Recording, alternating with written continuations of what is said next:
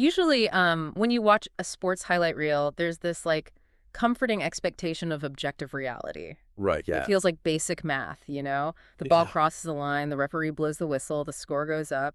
You look at the screen, you just say, there it is, the truth. Exactly. It's totally binary. Win or lose, the numbers just don't lie. But what if I told you the sports story you read tomorrow morning is actually a heavily engineered script, and the hero was, well, largely chosen before the game even started? Oh, that's a wild thought. Right? Eh. Welcome to the deep dive. Today, we have a really fascinating mission. We are taking two very different sources to completely deconstruct the anatomy of a modern sports narrative. Yeah, and we're starting with something super visceral. Exactly. First, we're stepping onto the pitch of a real-time, pulse-pounding piece of sports journalism covering the June 2026 Men's World Cup clash between Brazil and Haiti. And then we're pairing that live action with this really dense, incredibly revealing 2025 academic review from the journal Ritos. Which is just a brilliant pairing. It is. This paper meticulously dissects gender bias, media framing, and media literacy in sports reporting. So we're asking you, how do the stories we consume about athletes shape our view of the entire world? We're going to experience a high-stakes sports story firsthand, and then use this academic research to reveal the hidden matrix of how these stories are actually built. And crucially, who gets completely left out of the spotlight. Yes. Okay, let's unpack this. So to understand how the machinery of sports media operates, we really have to put a live specimen under the microscope. Like, we need to look at how journalists construct a hero in real time. Right. That brings us to Lincoln Financial Field, June 19th, 2026.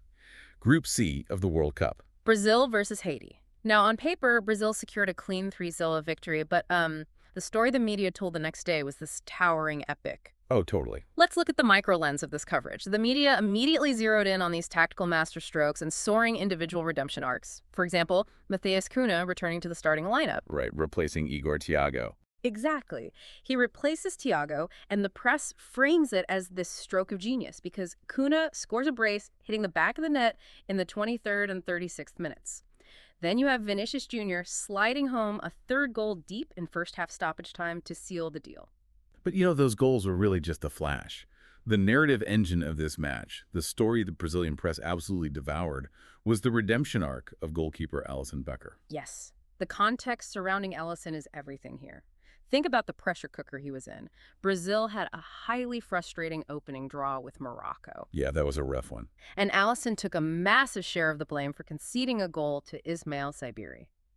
So going into this Haiti match in Philadelphia, the air is just thick with tension. He isn't just playing a group stage game, he is defending his entire international legacy. And he delivers exactly what the story requires.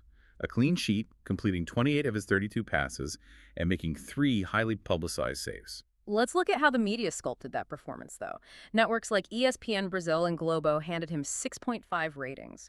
And commentators were arguing that number was actually too conservative. Right. They didn't just list his saves, they painted a picture of icy composure. They specifically highlighted a razor-sharp reflex save on a header from Haiti's Ricardo Ade off a corner kick. And then Terra takes the narrative a step further.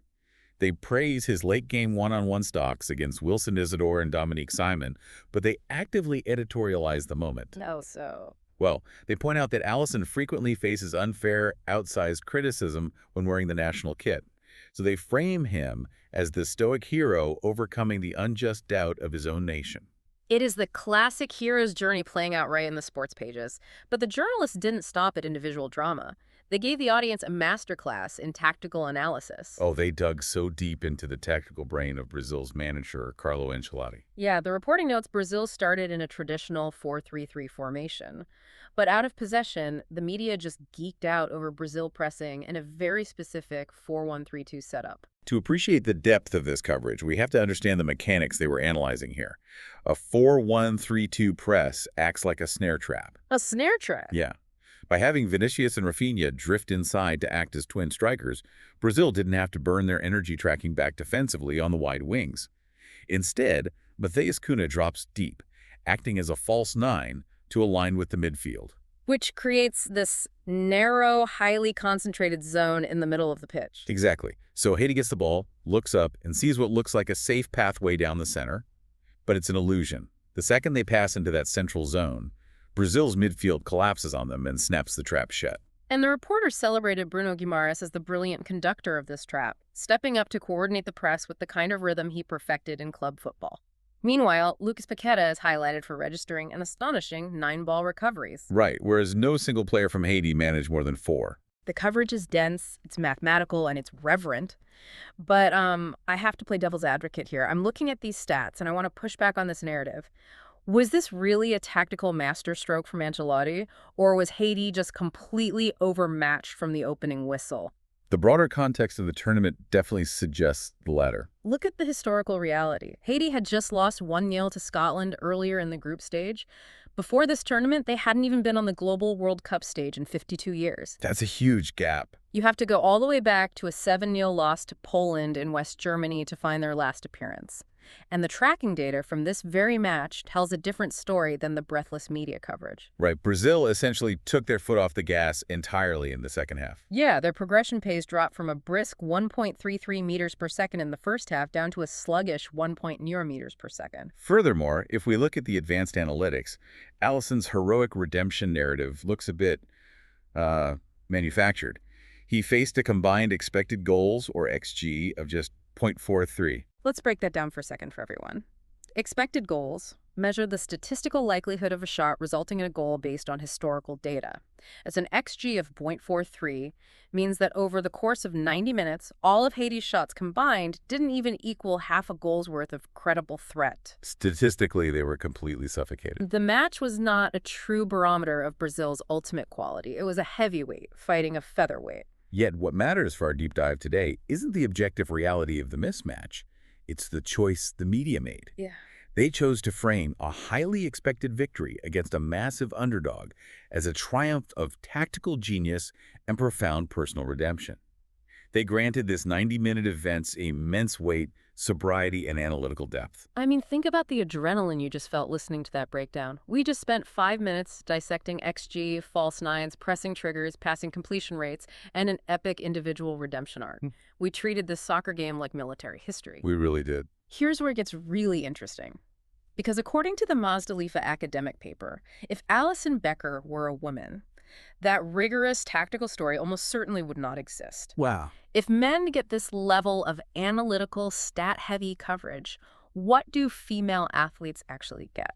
According to decades of media analysis in the Ritos paper, female athletes experience what sociologists call symbolic annihilation. Symbolic annihilation. That is an incredibly heavy phrase for sports journalism. It perfectly captures the phenomenon, though.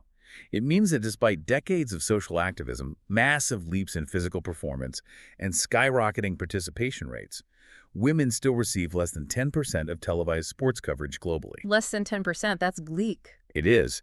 And when they do manage to break onto the screen, it often takes the form of tokenism. The media apparatus will suddenly care about women's sports during massive, unavoidable global events like the FIFA Women's World Cup or the Olympics. Right. But even during those spotlight moments, the coverage lacks the deep sobriety and the intense tactical analysis we just awarded to Carlo Ancelotti's Brazil. So if a fan picks up a newspaper, they aren't reading 2,000 words, breaking down a female midfielder's 4-1-3-2 pressing triggers, or tracking her meters per second progression. They are being fed an entirely different product. Exactly. The paper introduces a concept called framing theory to explain this. It maps out the invisible architecture journalists use to build stories differently based purely on gender. Framing theory dictates what the audience is supposed to care about. The research shows male athletes are predominantly covered using conflict frames and episodic framing. Okay, so consider our Brazil example. Right. The story was framed as a direct conflict, a battle of tactics, aggressive meritocracy, and specific athletic dominance. And it's episodic, meaning the camera is tightly zoomed in on the specific episode. The match itself, the saves, the formations, the goals. It's like sports media uses an action movie script for male athletes full of conflict, statistics, and tactical battles. But when it comes to female athletes, the researchers found the media switches to a soapy drama script. Yes, exactly that. They use thematic framing and human interest frames, focusing on feelings, struggles, and family, instead of footwork and strategy. If we connect this to the bigger picture, you start to see how subtly damaging this is to the perception of women in sports. Thematic framing means a female athlete's specific achievements on the field are frequently swallowed whole by broader social narratives. So instead of reading an article about her incredible spatial awareness or her shot-stopping reflexes, the article pivots to discuss the broader struggle for gender equity. Or the challenges of being a mother while competing. And, those are vital topics. But when they constantly replace the coverage of her actual athletic prowess, it dilutes her identity as a fierce competitor. The human interest frame reduces her from a tactical genius down to a demographic trait or an emotional journey. That brings us to the actual machinery of this bias. It's one thing for academics to say the frames are different, but how does a reporter actually build a soapy drama instead of an action movie? What tools are they using? Right, the mechanics of it. Yeah, the paper zeroes in on the micro-level choices, the language and the visuals. The linguistic divide in sports journalism is stark and heavily documented. The research highlights that male athletes are consistently described with adjectives denoting power, toughness, and unwavering professionalism. They are characterized as commanding, dominant, ruthless, or clinical. Just like the Brazilian press calling Alisson Becker's performance composed and his reflexes razor sharp. Contrast that with female athletes. They are far more likely to be assigned adjectives like graceful, pretty, dedicated, or inspiring. Inspiring, right. The paper refers to this phenomenon as gender-bland reporting. It strips the female athlete of her heroic competitive edge. In this narrative framework, she isn't allowed to be a ruthless conqueror of the pitch. She is expected to be aesthetically pleasing and socially acceptable. The visual complement to this reporting just doubles down on the bias. The sources point out that men are routinely photographed in aggressive, action-oriented poses. Muscles strained, shouting directions, covered in sweat in the heat of battle. And women, conversely, are often depicted in passive, highly aestheticized, or even hypersexualized ways. A newspaper is wholly more likely to run a photo of a female athlete smiling off the field or posing with her family, rather than a shot of her executing a bone-crunching slide tackle. We also have to emphasize that this machinery of bias doesn't affect all women uniformly. The paper delves heavily into the concept of intersectionality. Yes, that is crucial. Intersectionality. It's like looking through stacked camera filters. If you're a female athlete, the media looks at you through one filter of gender bias. But if you're a woman of color, you add a second filter of racial bias. If you're from a developing nation, that's a third filter. Exactly. The media isn't just looking at you through one distorted lens. The distortions compound on top of each other. The researchers illustrate this by citing a specific study by Razak and Joseph on the tennis star Naomi Osaka. They found that for women of color, the bias is exponentially compounded. Race, gender, and nationality intersect in the media coverage to further distort or completely erase her agency.